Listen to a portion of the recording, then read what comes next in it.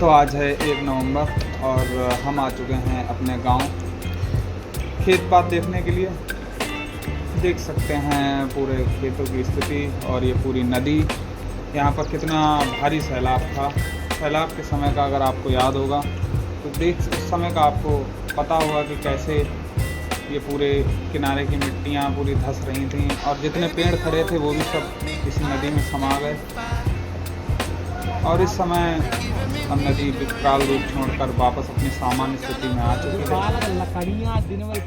फिर उसके बाद हम पहुँच गए। देख सकते हैं पूरे स्थिति।